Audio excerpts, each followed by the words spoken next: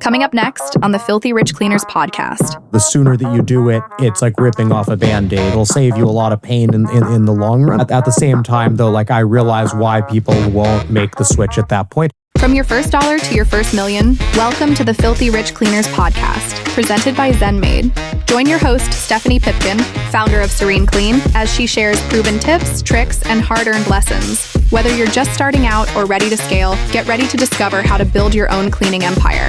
Let's roll up our sleeves and dive in. Hello, everyone. Welcome back to the Filthy Rich Cleaners podcast. I am your host, Stephanie from Serene Clean, and today's special guest is the man, the myth, the legend, Amar, CEO of ZenMaid. Back again. He couldn't get enough the first episode, so here we are again. Thanks for joining me, Amar. Thanks for having me. I'm not sure if I'm supposed to like thank you or like which way it's supposed to go. It's all right. It's Thanksgiving. It's all gratitude every way. So thanks for coming on the podcast that you technically own. yeah, exactly. Thanks for hosting me, I guess. Yes. I am a gracious host, I must say. Oh God, that's so funny. Yeah, it's like walking in your own front door and having your friend just being like, "Welcome." You're like, "Thanks." Oh, that's fabulous. So, Amar, I figured we could talk a little bit about mindset today. I think that is a topic that is always pertinent for owners of any business, really, but specifically in the cleaning business. I think that because a lot of our owners are in the field, they are physically doing the labor, it can be a special kind of taxing to push forward and even, I guess, see the forest for the trees, right? We get so stuck in the day-to-day operations and that like survival mode of it all. And so I'd love to hear your thoughts on this, as well as how did you get out of that? I know that, you did clean for a little bit in the beginning of your cleaning business, but then just even in ZenMaid, like, did you experience that kind of like, I just got to get through today, like, and just so focused on what's right in front of you? Yeah. So I can really speak a lot more to my experience with ZenMaid, I think, than the cleaning business. And so, but I think there's definitely important parallels. And so I think that we've all heard the concept of working in the business versus working like on the business, right? And so if you're actively cleaning every day, then you're still working in the business, and you're the one providing the actual service that's ultimately paid for. And that's great. That's how a lot of people start. And for a lot of people, that alone is a great opportunity where they can make a lot more money than they'd be making with like regular employment. I had the same thing with ZenMaid, but instead of cleaning, it was maybe like doing the actual sales calls, writing the actual marketing campaigns. I was pretty much doing everything except for the actual coding at the beginning. And my approach was every single day, I would start and do just one small task that was working on the business before I worked in the business. So what generally happens is the earlier you are in your journey, the more of your time you have to allot towards working in the business just to keep everything going, to pay the bills, to keep the lights on. What happens where people get stuck is when they don't spend enough time working on the business. And what I've seen, just as like in pattern recognition, is the people that try to wait to do that stuff until the end of the day when they're really tired are going to really struggle with that. And even if you're a night owl, for me, it just really helped of just 10 minutes in the morning, just write one marketing email that you can reuse every month or every year, like moving forward. And that's just one little example of working on the business. So that to me, I think was the biggest thing in terms of just like building, Mm-hmm. I totally can agree with that. And that was my experience, as well as I just had to get up really early before all of the chaos kind of ensued and completely derailed me, because you might be cleaning, you might be getting pulled into the field or having to deal with things that you did not expect, of course. So if you wait till the end of the day, like you said, even if you are a night owl, that I find it's just the mental, like, taxingness of it all and the energy of it all. And you're just so depleted to actually do any like critical thinking by the end of the day. Honestly, I can do like really drudgery work or even clean late into the night, but like tactical thinking, absolutely not. Yeah, exactly. I'm exactly the same way. Anything strategic, anything that's like a new implementation, you've got to figure things out. There's any sort of creative element, at least for me, it's mostly like morning stuff. So How did you make decisions based on, we're saying this phrase and I just want to be cognizant of people might not even really know what we mean by like working on it. Like working in it is very clear. So how would you describe working on the business? And how do you make decisions on what to work on, like how to prioritize? Because as a small business owner, it's like everything feels like it's on fire. yeah, so to me, working on the business really just means working on something or doing something that's going to help you on an ongoing basis. And that's a pretty like loose definition. But to me, like there's a massive difference between like cleaning the bathroom, right, and documenting how you're cleaning the bathroom. And if you document how you clean the bathroom, then you're taking a step in a direction where now when you bring in a helper, you have something to show them. You may still need to train them on how to clean the bathroom, but you can now at least give them a video or give them a document or give them something to follow. And when you stack little things like that to where you have all of the parts of your business thought out that way, it just removes a ton of the friction, and then it allows you to bring in other people to then do the work, which is what ultimately creates like a business that can survive like, without the owner, right? Which is usually like the test of like of a good business. So that's really like in terms of going about like working on the business. In terms of how to prioritize with that, I think that like my mind has kind of changed on this like over time. Is so there's two things. So like if you're really driven and like capable and maybe just like you feel like you've got this, right? Then like prioritizing is going to be really about what's the biggest challenge, what's the biggest bottleneck, what's going to like move the needle for your bottom line like the fastest. If everything that I just said sounds like overwhelming or like it's your first business and you don't know how to identify what the bottleneck is, to me, I would just start with the points of the lowest friction and just build momentum. So to me, it's more important that you show up and work on your business for 10 to 15 minutes every morning before you go out and clean than it is that you necessarily prioritize all the things in like the perfect way, just because you'll get there eventually if you just do 10 to 15 minutes a day and just don't give up. And over time, you want that to build up more and more. So, now for me in the business, we're 13 years on, and I'm not really needed in the day-to-day anymore. So all of my time is spent really working on the business. Very little is spent working in the business anymore. And so that's where like you ultimately want to get to, or just not being in the business at all, right? For me, like I'm here because I love working with the team and solving these problems and stuff, but like lots of people want to just step away entirely. Pretty much what you're reminding me of is kind of like the snowball method of like paying off debt, which is kind of goes against math oftentimes of paying off the debt with the highest rate of interest, whereas the snowball method is completely psychological of like knock out the smallest one and gain momentum, which is exactly what we're kind of describing here is like start getting momentum, because I think people really get stuck in this overwhelm and freeze. And I think even us using the word systems of like, oh, this is my lead management system or whatever. Like I just, this past week I showed you Serene Clean's lead management system, and that can be like really overwhelming when you've never put into place anything. So I think like taking things and like breaking it down to the literal smallest piece of action is oftentimes what's actually going to move the needle. Exactly. It's what can you repeat and what can you document that you can repeat. Mm-hmm. Do you see any, I guess, really big shifts in mindset perspective for you now that you are pretty much removed from the daily operations, as am I. Like I am removed from the daily operations of Serene Clean. And I know for myself, I've sensed a huge, I guess, more relaxed mindset. I think I'm so much less psychotic than I was because I had to be, but that almost feels like a luxury. I don't know if I could have this like relaxed demeanor in the beginning? Like, do you relate to that at all?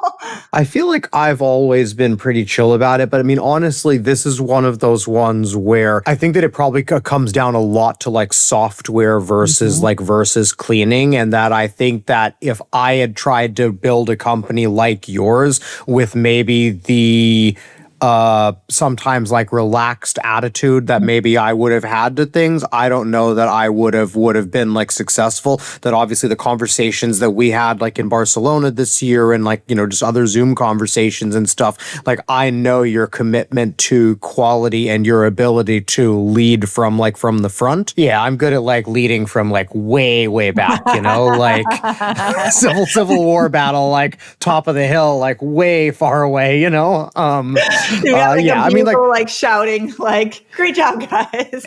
yeah, exactly. Well, I mean, it's also that like I think it does have at least a bit to do with like not being able to like to code and everything, and so it's like there are issues that are introduced into the software, and it's like we've got to work to like to fix those and to resolve those like quickly and stuff. But I have friends that are developers that like when that happens, they're like the Alex of the company. Like Alex is our CTO. And so, when something like that happens, it's like it's Alex that, is jumping in there, taking ownership. And like, obviously he's amazing. And so like I have friends that are essentially like both him and me in the company. Yeah. And so sometimes that feels like a bit of a lack of like control. But I think that's also part of building a company. So.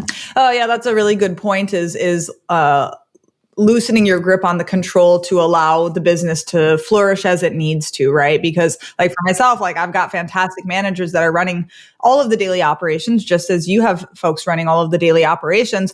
And I think that especially as like, I think control issues is one of the biggest problems I see most owners face, especially when something goes wrong, because that is validating their logical fallacy there of like, oh, see, that's evidence that you can't let go. So what do you think about control?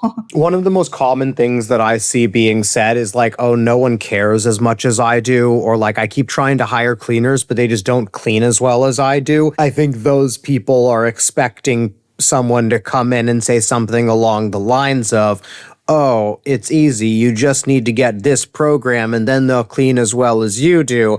And I don't know, maybe it's a surprise, maybe listeners have heard this like before or whatever, but like the actual counterpoint there is like, duh, and you need to make that work, right? Like if you want to make a lot more money than you can make on your own, you need to hire 30 cleaners that are not going to be as good as you and they're not going to care as much as you because it's not their business. Yeah. And like, that's okay. And there's plenty of people out there that have built amazing businesses like off of that. I remember hearing recently of something about the key to McDonald's success is essentially being able to get minimum wage workers that just do not care to like deliver a very consistently or just a very consistent product. I was going to say like quality, but like let's not get into that. Let's just say McDonald's is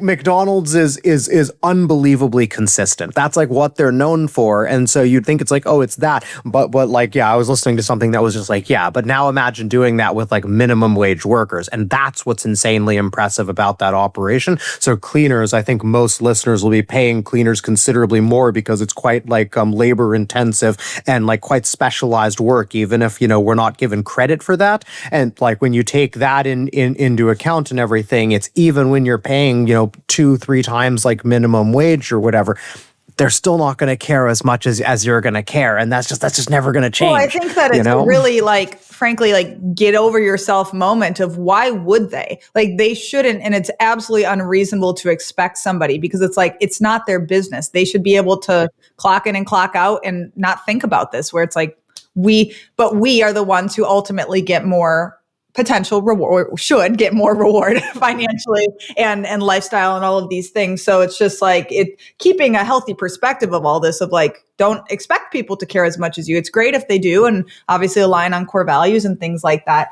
And what you're, mentioning McDonald's, the original franchise basically, and basically falling back on systems. And that's kind of what I think is a huge part of a successful scaling cleaning business is that the lowest common denominator is everybody follows this system, right? It's consistency. And that I think that one thing that I certainly did when I was smaller, business wise, not physically. I guess I was back then.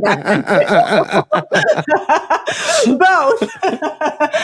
When I was smaller, I wanted to do all of these little like special, very like bespoke things, or even things like I wanted my cleaners to all get massages every month. And I was absolutely delusional on what actually is scalable and what is not. And I don't think everything needs to be scalable in the beginning. We shouldn't even really be I think we talked about that. The first episode was that shouldn't really be the focus. However, as you do start to grow, you kind of have to like trim the fat on a lot of those like fun things. I don't know if you want to even call it that, but I mean, did you have any experiences growing ZenMaid where you're like, oh, I can't keep doing this? Yeah, oh yeah, definitely, all sorts of things. I mean, I think for that, it's like that's just natural. I think that's just like learning, and then you're going to have things that are going to work for you. You're also going to have things that you're going to try that just aren't going to work for you, right? And that's the thing with entrepreneurship is like there's no guarantees.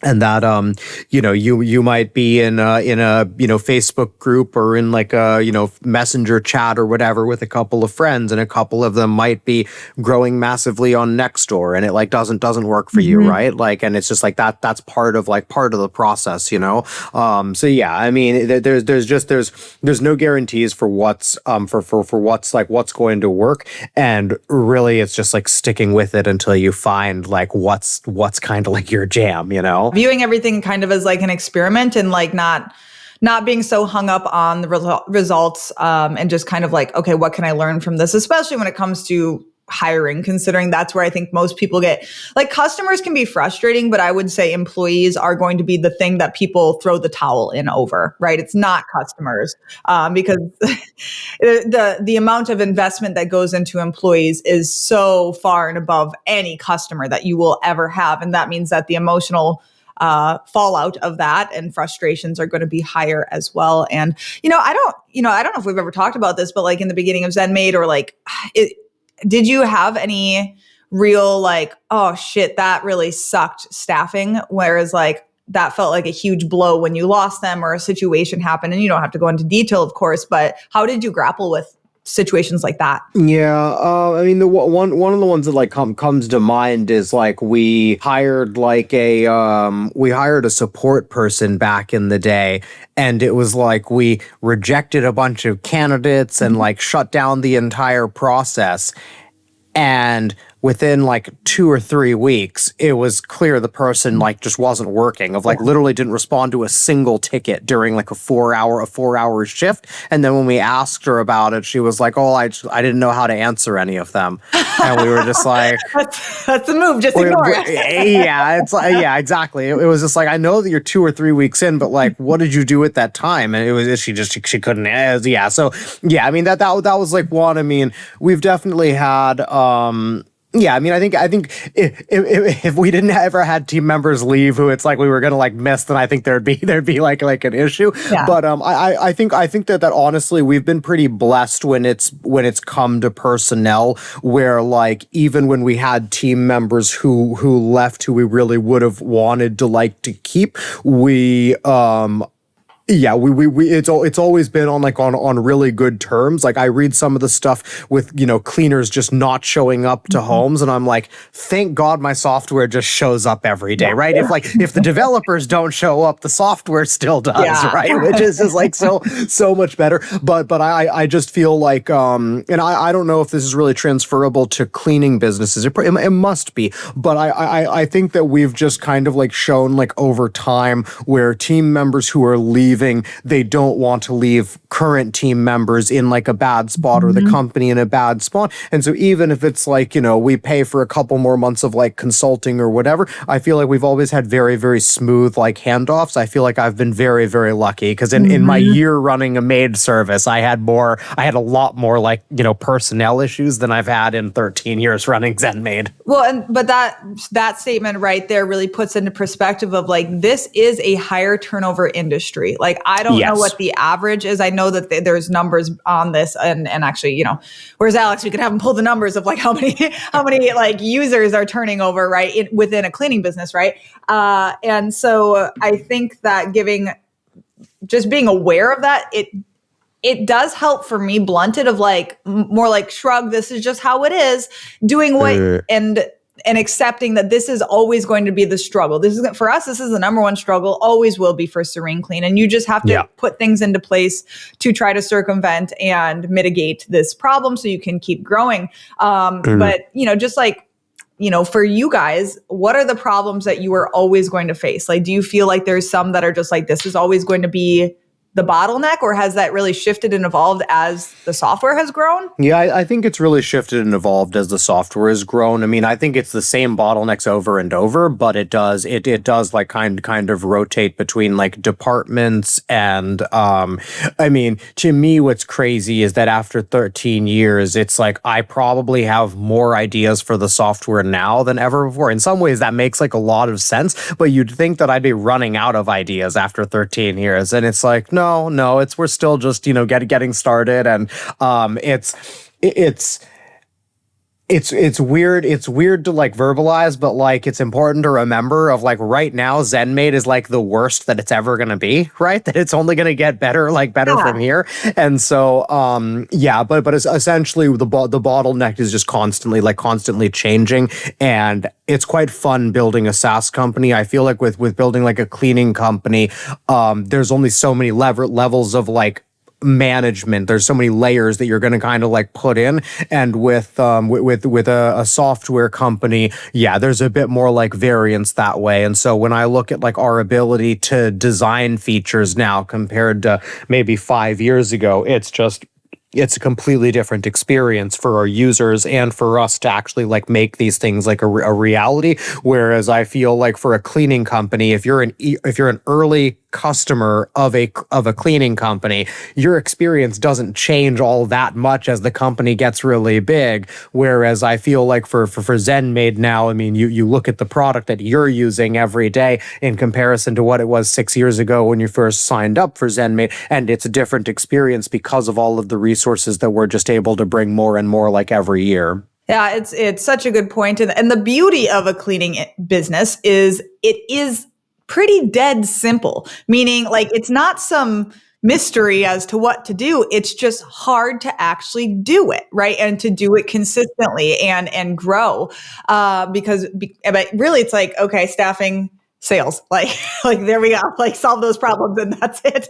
And like training and all of those things that go into each of those. But it really is that simple, which is beautiful because I think we can overcomplicate and it's very attractive for that. However, that means when it's running well, it's kind of boring, which is a great thing. Like that's a good thing. But that's where like I've really, really enjoyed my work with ZenMaid and seeing kind of the inner machinations of like how new features are coming out, and just like it's very exciting. And like you said, like I think when you open ZenMaid, it was like, oh, we're just fixing this one problem, right? Like the schedule. But it's kind of amazing how many little bite-sized pieces that can be affected, in a business. So yeah, it's really cool to see all of the features, and it's happening so fast now. Like it's way faster. Yeah, exactly. Yeah, with what the technical team's been doing and like laying the foundational work of, we like switched over some of the underlying like tech, and we're able to make changes so much faster.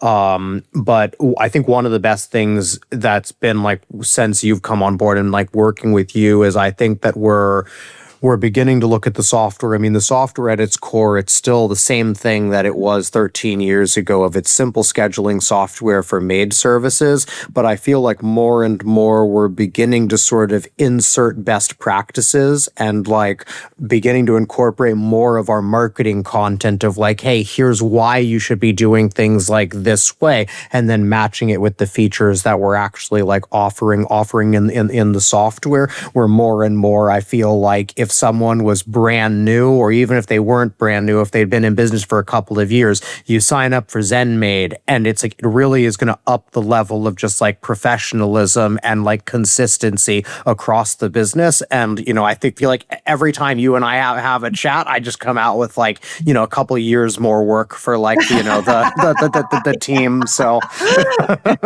I know, like every week in the design call, I'd be like, it'd be really great if we did this. I was like, stop talking, Stephanie. But it's so true, is like, there is, but like, actually the past couple solo episodes that I have that went live in the past few weeks has all been about the choices and the decisions that we can make, because there's a lot of ways to skin the cat of running a cleaning business in like a bunch of different areas. Like, you can be successful as a cleaning business running it very, very differently than how I run Serene Clean. And so it's been really cool to also just be exposed to that through working with ZenMaid, of like, oh, it's not just this is the only way, but there is certain like absolute foundational things that are like, yep, this is the right way, right? Or even things like, okay, GPS tracking on your cleaners, or having that like location when they're clocking in, like that is a core thing that nobody can, like, it is the right way. You cannot argue that. Yeah. And what I think is interesting though is that like, just thinking beyond ZenMaid and like the wider industry is like, within ZenMaid, you've got a pretty wide variety of like how people run their businesses. But then you look at some of our competitors, and the folks that sign up for some of our competitors think about business in a very different way than most of your average ZenMaid customers. And so like, yeah, to me, we're only still just scratching the surface of almost just all the different people that we could be helping out there. And so some of that stuff is going to be helping to determine our roadmap like moving forward. Yeah, and bringing up the roadmap and making decisions on features, because it's like, it is kind of Pandora's box now, I feel, has been unleashed of like what can be done, like in our retreat when we were kind of playing with the concept of like a customer profile and all of this cool shit, like once you start going down that route, it really just opens the horizons of like, oh my gosh, this is going to be like, in 5 years, this is going to be almost unrecognizable in the best of ways, right? Yeah, exactly. And that's what I was saying, is that's so crazy, is after like 13 years, I mean, Alex has been with us for, I think, 10 years now, like 9 years, something like that. And I remember it must have been like 6 or 7 years ago at some point, he was like, we're not going to be able to find quick wins forever. And it's like, still every day we find quick wins, and we find things that we're like, that should be simple. And then it'll take like 2 years to build it out, And so, it's cool. One area that I really think has just like blown me out of the water, I feel like, is the customer support department. Like at ZenMaid, I feel has like really, really just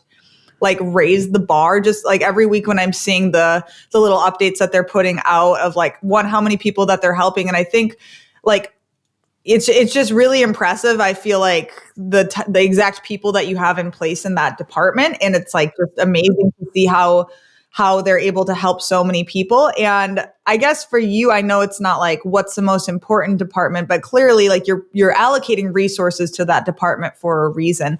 And like, how do you make decisions on like, where should I add to next? Where do we need to hire next? Because obviously customer support is like, for a software company, like so important. So important. Yeah. Honestly, like I need to get better about how I kind of make those decisions. It's like, I could tell you theoretically like how we're supposed to, but like if we're being honest, it's very much like, someone asks me and it's like, yeah, that makes sense. And then we kind of check things after. But honestly, we're working on that now, that we need to get a lot more clear on the finances and like, and stuff like that. I mean, with the support team, so it's an interesting one, because I don't think I've heard too many people like talk about this, but for us, like AI is actually like really killing it there, like for us, where right now, Intercom, which is the support solution that we use, they offer an AI bot called Finn, and that's catching something like 65 or 70% of the tickets that are coming in. Yeah, because people are asking questions of just like, they just need help on like how to do something. And so what I think has been really special is we very much looked at AI as like, this will allow our team to focus and to provide like the best possible support. And so what's happened is I feel like it's a blessing that we built this team before AI was introduced.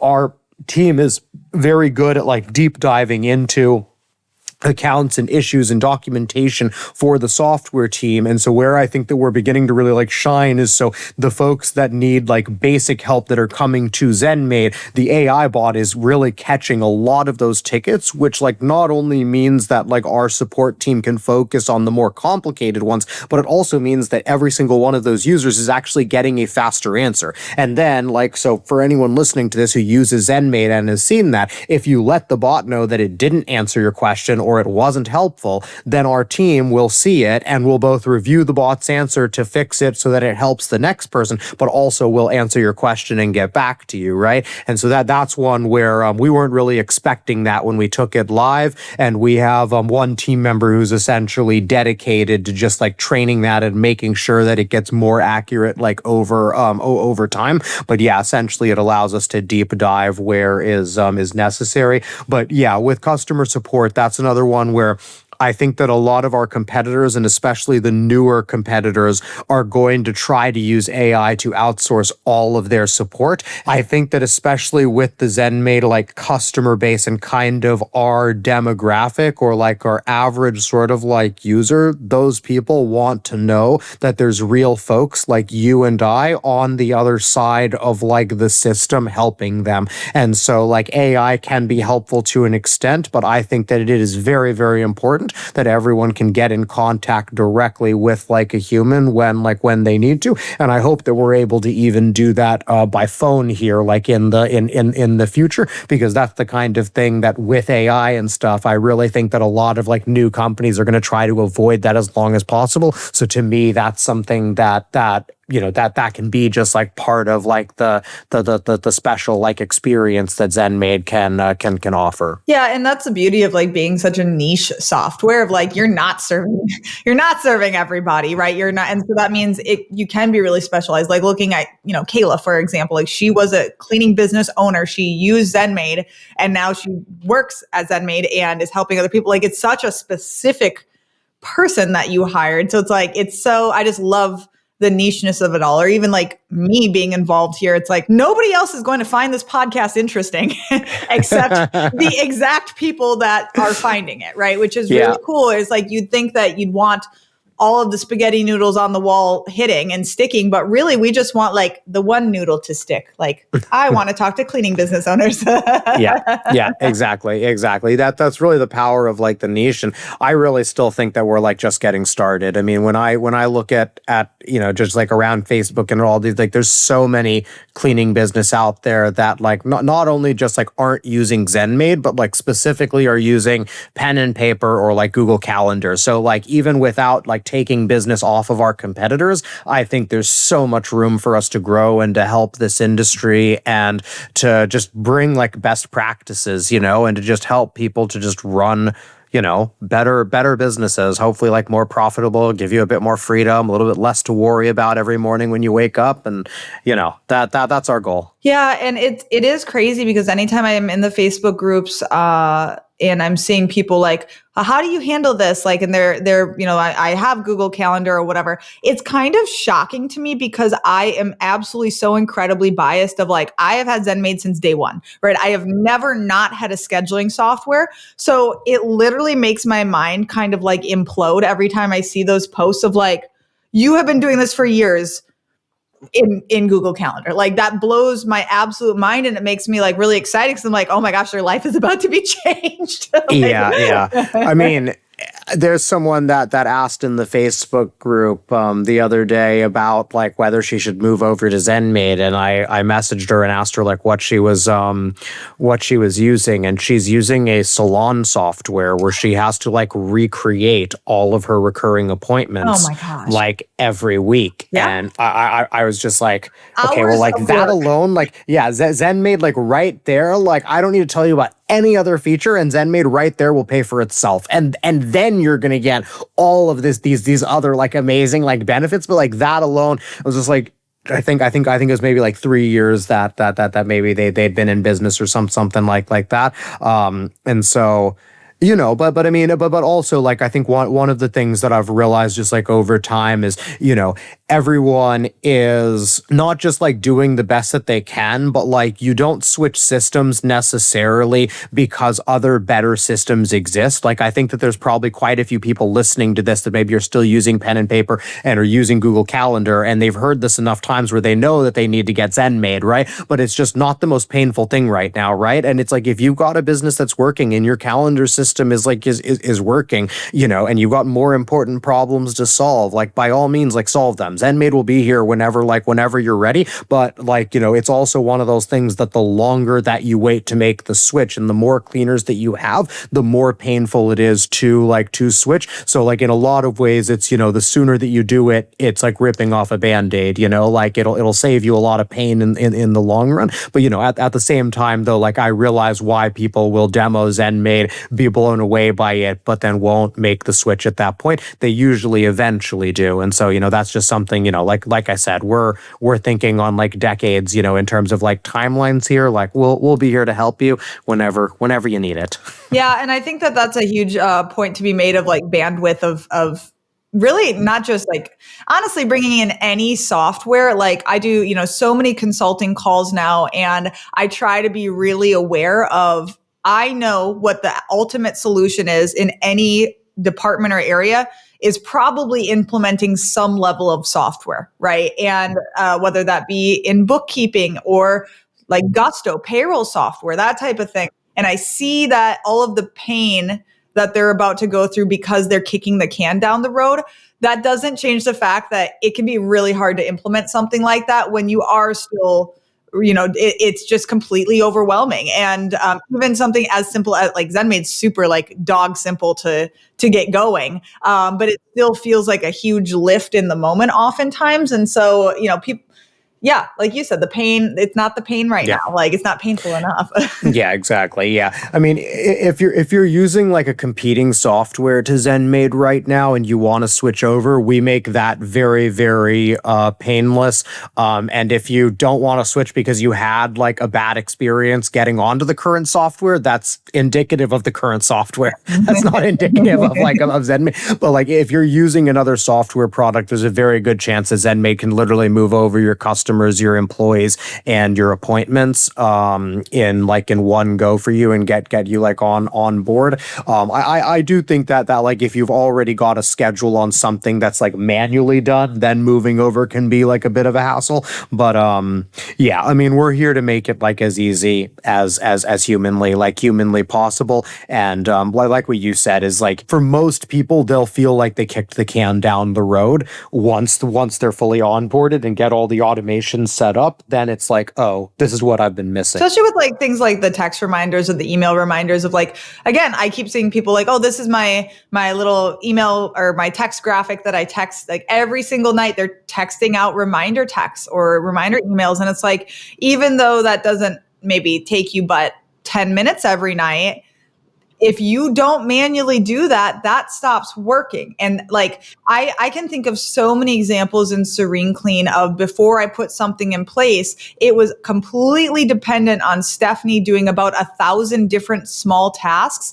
And it may be like literally like I forgot to order supplies or something. And now I'm fucking running to Walmart in the middle of the day and then driving to a job site, right? Like, and it just absolute madness. So it's like, things like software or automating, it may not feel like revolutionary in the moment until you realize like the opportunity cost that all of those little things are costing you of like, yeah, if you forget to send out the text reminders and then that day the client doesn't realize that you were coming because they didn't write it down because they didn't get an email, then all of a sudden you've got 2 cleaners who don't have a job or whatever is happening, right? Like all of like the I guess avalanche of after effects of missing one little thing manually. Like that's where I find a lot of value in implementing software is like all of that little shit is gone. It doesn't even exist anymore. Yeah, and that's I think a good way of thinking about it is like software forces you to like put a certain amount of process and system in place, and I think that's why it can be quite helpful. Yeah, I think that it really is like a forced way of getting like systems and like an SOPs. So I think that an important thing to remember is that the ideal business is one where the owner doesn't have to do anything, doesn't have to think about anything, and the entire business runs entirely without the owner. That's the ultimate kind of business that, like, if you were an investor, that's a business that you would want to buy. You put your money in and it returns you money, but you don't have to do any of the management. And so when I think about that for any business, whether it's for ZenMaid or whether it's like a cleaning business, to me, it's anytime I'm having to do something to keep the business kind of going day to day, there is an opportunity there for me to work on the business by either documenting that process so that even if I'm still doing it for a long time, I'm now starting to follow a process until I can pass it off to someone else. And eventually you want someone else to just fully own it, right? So for you, it's you're having to remember to go and get supplies, and now you're running to Walmart in the middle of the day. It's cool. Now it's documented. So first of all, I'm not going to forget it. But now when I have an office manager, they can be in charge of getting this thing. And now you multiply that out over 1,000 small things. And it's not just the time that you get back, it's also that those 1,000 things now happen without anything like of your own. And so, like, to me, the more that happens in a business without you, the owner, having to actually do it, the more like powerful or like valuable like the business is. You've got to balance it, of course, with being profitable and stuff. But to me, like, ultimately that's what you want like a business to be. And it's really like, it's like the opposite of death by 1,000 cuts. It's just very, very tiny little improvements till all of a sudden you're like, you look up and you're like, I'm not doing so many things that I used to do. And it really is such a gratifying experience to kind of go through that process. And something that I think I see a lot in newer owners, and maybe not even newer owners, folks who continue this on of, I'll do a call with somebody and, you know, it'll come out that they're still like driving cleaners to jobs, right? Like they are doing it and they are allowing things to happen in their business for a variety of reasons that absolutely must stop immediately, and they know it, but they still won't stop doing it right now. Why do you think that is? I think like those people probably need to read some books like nonviolent communication and on like setting boundaries and stuff like that. I like in my experience, it's those people are oftentimes some of the nicest people out there, but oftentimes it's big hearts, but oftentimes it's to a fault, right? Where it's like, oh, like I couldn't not drive this person because then they wouldn't be able to work for me. And it's like, hey, what's more important? Like that person being able to work for you, or like you achieving, kind of like your dreams, like you building a business that can actually like run without you. And it's like, what is that holding you back from?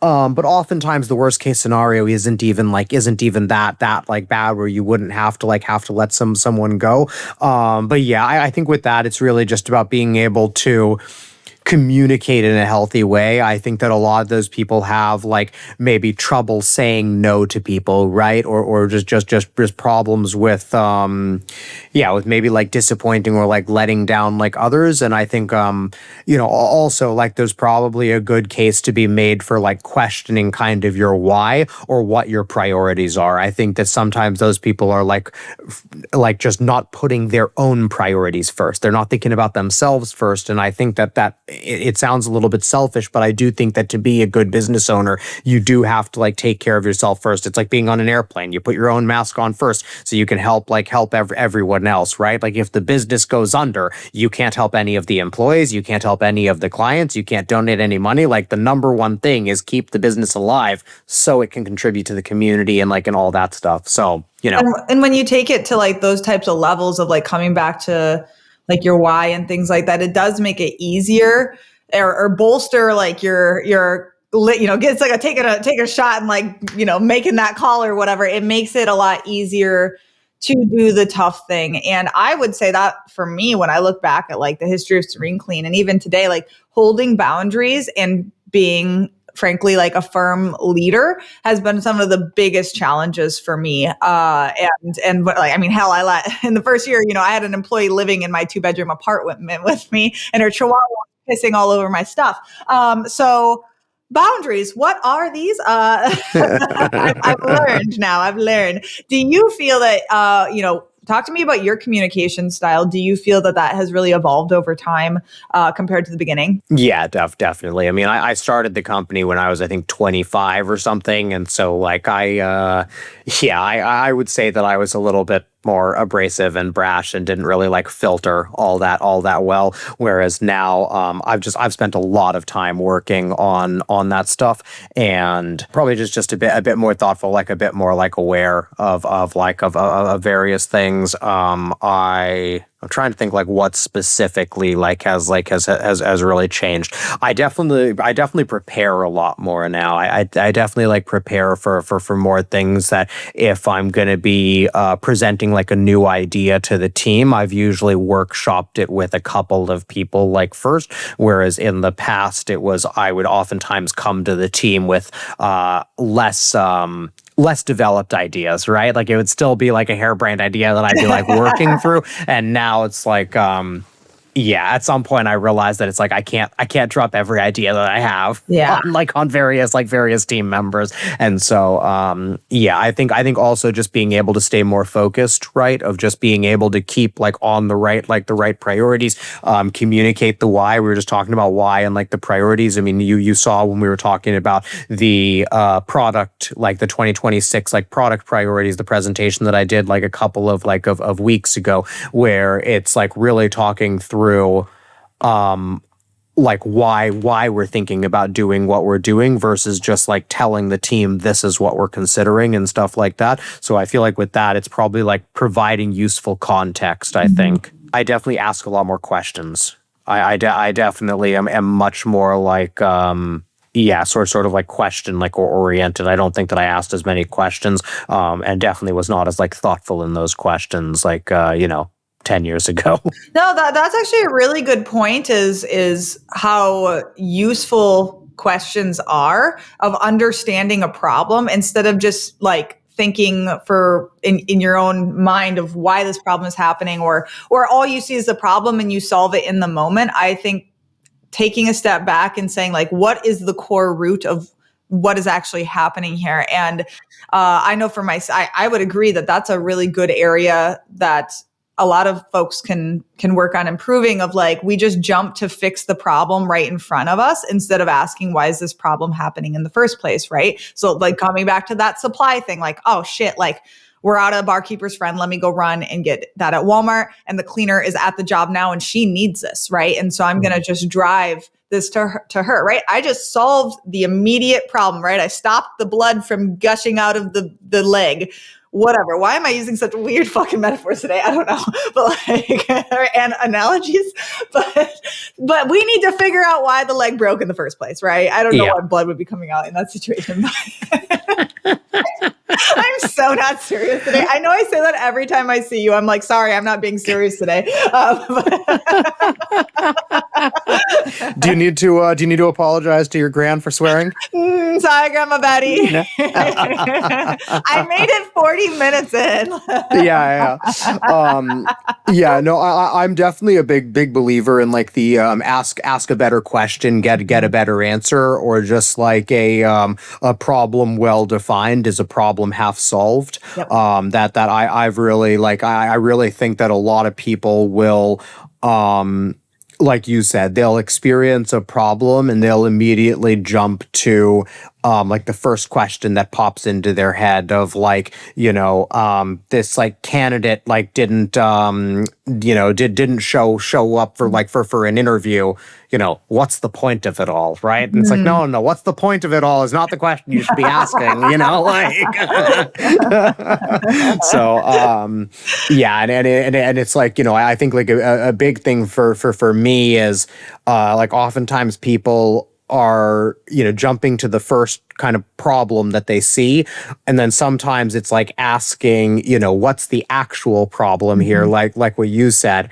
I like going all the way back to, is this an actual problem? Because I found like quite a few things where like, this is a really dumb example, but like I was going to ship my mom like my old iPhone. Yeah. And I think it got stolen off the porch. I like left it out for a little bit for someone to like a DHL person to come and like grab or whatever. And I'm pretty sure somebody just like swiped it because DHL never got it.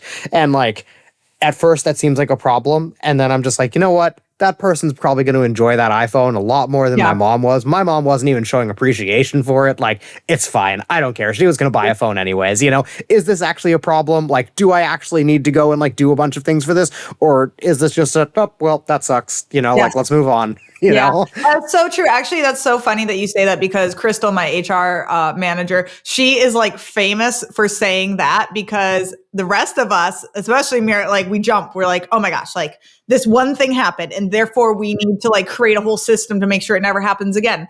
Good thought. That's a good thought. However, she is always the one to come in and say, is this even a fucking problem? Like why are we focusing on this when it's like, this doesn't happen. Like, it just depends, of course, what it is. But I think that's a really good thing to bring up of like, is this actually, you know, something like for even like sometimes we have, you know, especially I think this is really relevant with customers, right? And oftentimes the loudest customers are the, you know, or the most unhappy. They're just loud, right? They're loud. But just because they're loud doesn't mean they're right. And it doesn't mean you need to do anything, right? Like you guys just need to part ways.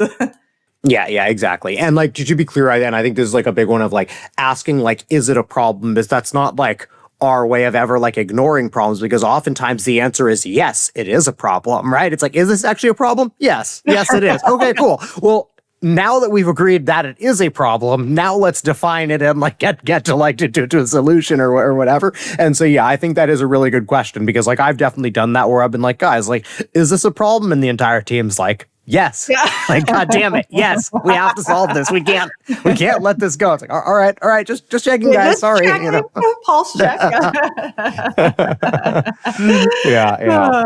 But yeah, a lot of times, you know, again, I see people, I'm going off of like the Facebook groups and things like that, where people are getting so hung up over, you know, a customer, it's an insane situation. It's a very specific, insane situation. Yes. And they are just like absolutely catastrophizing over it. And like, oh my gosh, like I have to move mountains right now to make this thing better. And it's like, no, just like, they're just not your customer anymore. Right? Yeah, exactly. So yeah, exactly. It's like, just walk away. Like, it's fine. Like, you know, like you're out like $200, $300, you know, like that sucks. We totally get it. That absolutely sucks. But also you can just drop this and just move on with your life and get back to building like a profitable like business and never think about this person again. Yeah. How do you like balance? Because I think I have a much more, like my stress tolerance is so much higher to the point like I can be kind of blasé about like what probably might be catastrophic.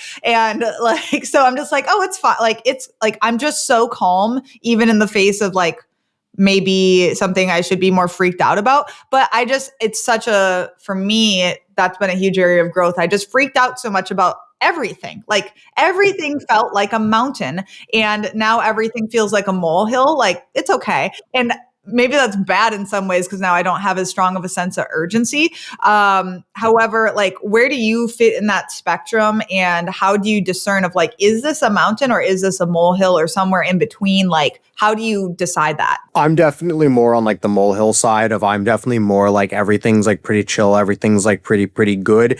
But to me, I feel like it's finding the balance of like, I still take things very seriously. And there are times where I make mountains out of molehills, even when I'm aware that it's a molehill, because it's just like, this is just important. This is how we move things forward, right? That, you know, we've got some like new things, you know, on offer for ZenMaid coming, you know, I think in December and everything. And like that stuff that like, if I just treated everything like a molehill, then like there wouldn't be any sense of urgency.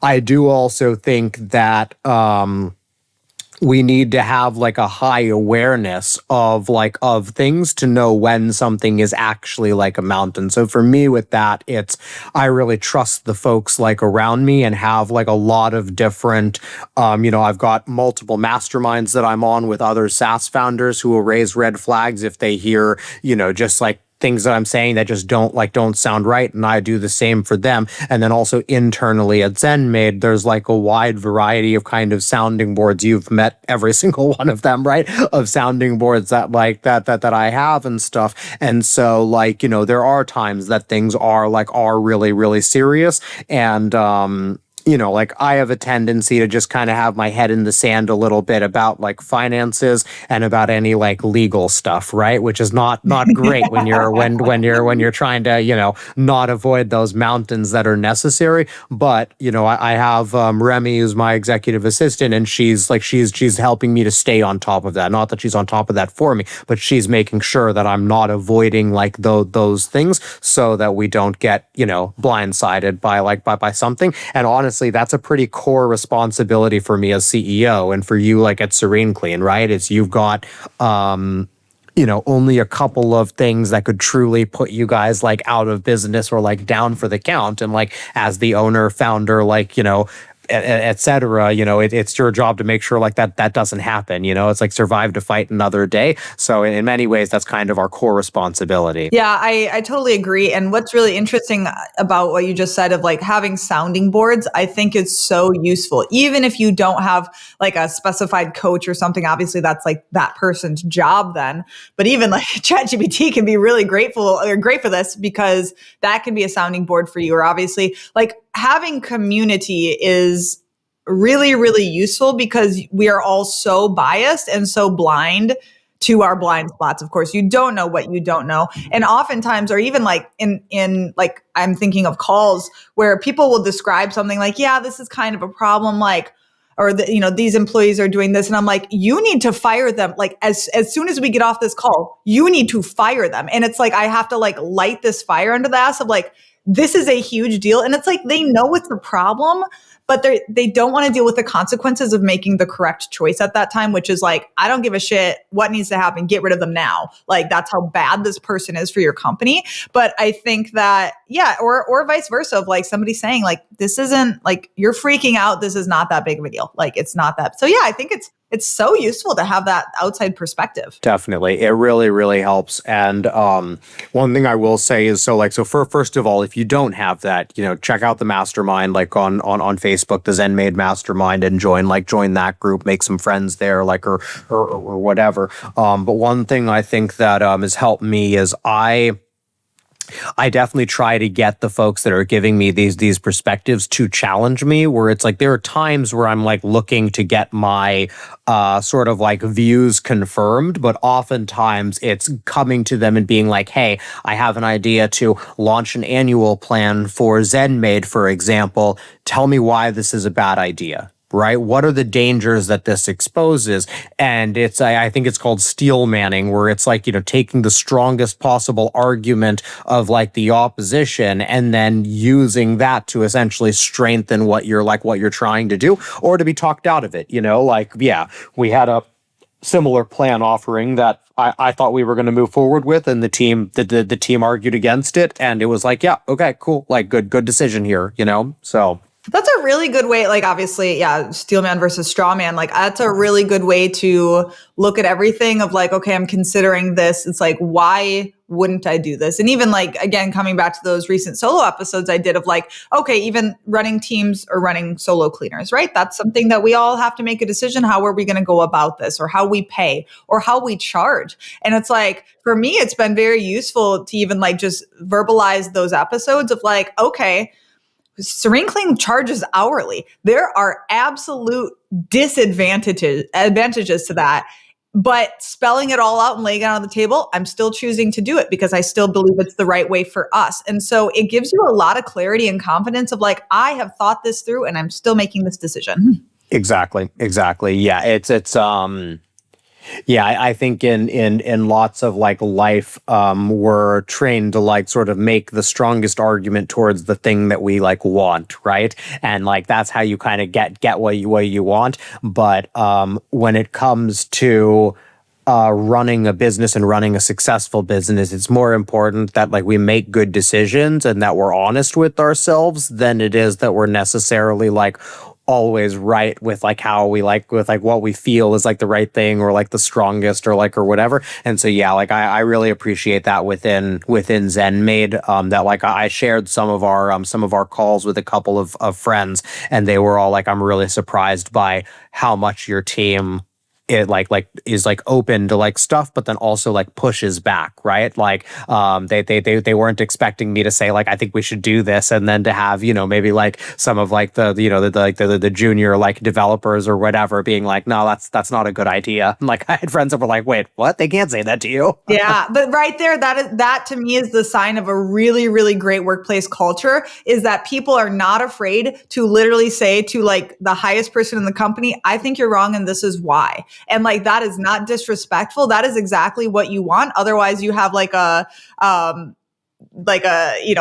terrible environment where it's just an echo chamber and we're all just stroking each other's egos instead of actually fixing the problem. So it's like, in cleaning businesses of like, welcome feedback from your cleaning techs. It doesn't mean that you're always going to implement their ideas, and they could be really bad and terrible ideas, but it doesn't mean we don't want to hear them, because that is how, one, from a cultural perspective, like the respect, right? Like that means that everybody feels respected. And really it's more about like, honestly, emotional safety. Like I feel safe that I'm not going to get like smited down or have repercussions for sharing my honest thoughts. Like that's a great place to be. Yeah, exactly. And I think it's just about how you communicate it, because I have some friends that shy away from feedback because they think if they get feedback, then they like have to act on it. And it's like, you only have to act on it as much as you need to acknowledge or like maybe express like gratitude for the feedback, right? But it's like, like ZenMaid, we've got the ZenMaid feedback forum, which is zenmaid.com/feedback. And if you go there, you'll see a bunch of suggestions and lots of the things we've done over the years if you look at completed. And there's quite a few things that have been there for a couple of years that we just haven't like gotten around to. But on most of them, you'll see that we've like put in a thing of like, we're planning on doing this. We can't do it yet because of XYZ. And we just try to be like transparent that way, where it's like, we appreciate all the feedback, even if some of the feedback, it seems like we're not listening. It's not that we're not listening. It's just that, we hear you, but like we can't prioritize whatever it is like just yet. And so I think that, I think that if everyone had that mindset, they'd have a much easier time finding those opportunities to work on the business versus in the business to, loop back to what we were talking about initially. Well, and that's honestly like, that's my favorite. Like, I mean, obviously I love the podcasting, and then like, this is so fun. And I can't believe we're like literally about to hit 100 episodes. Like that's crazy. Yeah, right. But one of my favorite parts of my week is the weekly design call, where I'm meeting with all of the developers and like just providing like, I mean, I am not a filtered person. We all know that. And it's so refreshing to be able to be like, just blurt out like, whatever is in my mind of like, I think that this is, but you guys also like, everybody's pushing back on each other, but it doesn't even feel like, I don't even want to say push back. That has like a negative connotation, but like saying, no, like this is what I think and this is why. And it's, for me, it's actually been like, it's added a lot of, it has made me grow a lot as a leader, because I have never been one that is good with feedback. Like that is not something. And so for me to like say something that I think, and then for it to get shut down, like by people I respect, like it's been really good for me, because it's like, this is okay. Like this is okay. It's been a great thing. But also like for me to feel like open and say, no, like, I think like, this is how you need to, and like, I'm very opinionated on like a lot of things.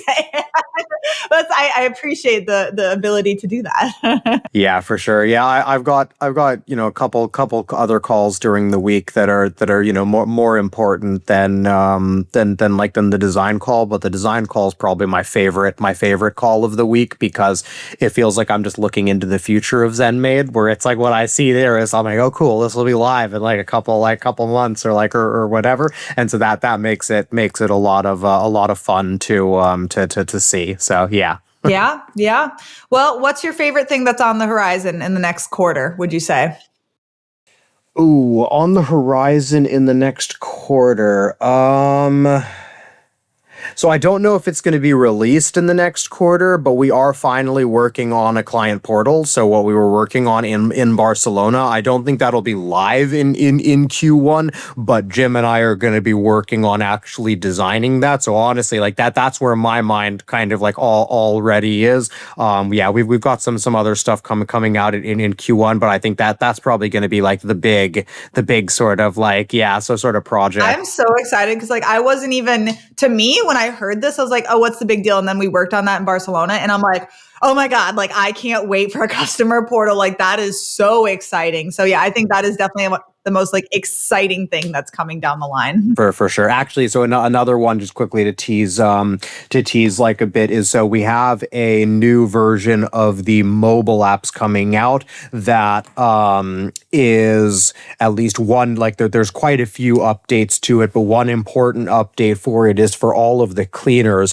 We're changing around sort of the organization of the information and all that, where the current apps were like, they're designed for both cleaners and like owners, where they're kind of designed more for cleaners. But then if you open up an appointment, we kind of organized all of the appointment information the way that an owner or an office manager might want to see it. And now we're setting it up so that the apps are going to be a lot more contextual, where it's like if you open it up at 7:55 a.m., it'll show you your 8 a.m. appointment, because logically that's what you're like looking for. And so, yeah, I'm really looking forward to that, where I think that a lot of the, like, I think a lot of the people listening, I think that your cleaners are going to be very, very like happy, where we're trying to get them to almost like consumer level apps that your cleaners just want to like kind of log into and look at and etc. And so that's coming here soon, that I think will be really felt by everyone. Oh yeah, the app improvements are going to be so sick. I'm really excited for that, because it's going to make our cleaners' day easier.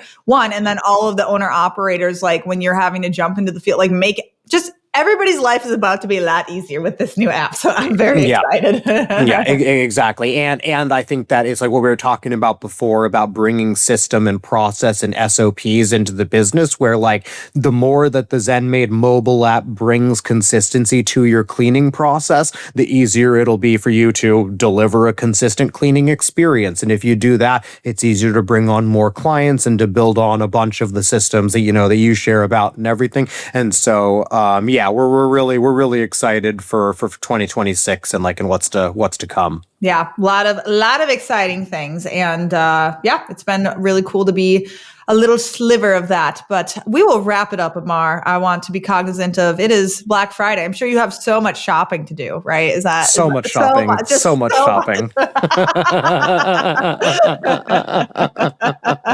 As I mentioned, I'm going to eat an entire pie later today, so that's what I have on my agenda. Okay, that sounds lovely. Yeah, no, we didn't celebrate Thanksgiving here in the UK, but yeah, I certainly miss some of the pecan pie and so some of that stuff I used to have on Thanksgiving in the US. So yeah, well, I'll mail you one. Yeah, for sure. Maybe DHL will lose it. Yeah. Oh, awesome. Well, everybody, give this a like, hit that subscribe, leave some love in the comments for Amar. As always, join the ZenMaid Mastermind. You don't have to be a ZenMaid customer to be a member of the Mastermind on Facebook. Everybody is welcome, and we share lots of advice and tips and a great sense of community there. So we would love to see you there, and I will also see you on the next episode of Filthy Rich Cleaners. Bye, guys.